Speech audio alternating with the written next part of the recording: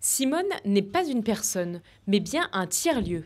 Cet endroit où se mélangent art, culture et service à la personne. Un tiers-lieu est un terme qui vient de l'anglais et qui fait référence aux endroits sociaux que les gens peuvent fréquenter entre la sortie du travail et le retour à la maison. Installée sur le site du Chameau de Châteauvillain, Simone est locataire de 2 bâtiments d'une ancienne usine de bottes. Là, on va rentrer dans un espace que nous on a appelé Simone Bleu et qui maintenant est le café et la cantine de Simone, qui est ouverte tous les midis du lundi au vendredi. Le premier espace est partagé entre une épicerie solidaire, un coin lecture, un bar et bien évidemment la cantine de Simone. Le deuxième espace est presque entièrement dédié aux activités artistiques et culturelles, un vide-dressing, une salle de réunion, des après-midi tricot et une grande salle de répétition.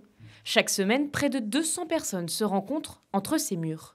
L'initiale de Simone, c'était faire venir des artistes en résidence. Donc ça existe toujours. Et en plus, pour permettre aux gens de s'approprier le lieu, puisque c'est quand même un lieu qui leur appartient, on a mis en place des services tels que la cantine. Il y a une cantine tous les jours, du lundi au vendredi midi. Il y a un bar associatif. Il y a des dames qui viennent tricoter tous les jeudis après-midi ici, des dames de Châteauvillain.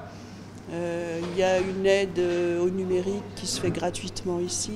Enfin, on essaie de multiplier toutes ces activités qui font que les habitants du coin peuvent s'y retrouver d'une manière ou d'une autre. Mais pour entretenir et faire grandir des lieux comme celui-là, les associations ont parfois besoin d'un peu d'aide.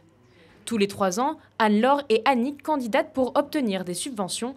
Cette année encore, elles sont lauréates du label de l'État Fabrique de territoire, une somme qui s'élève à 100 000 €. C'est déjà ce qu'on avait eu il y a en 2020, 21, 22.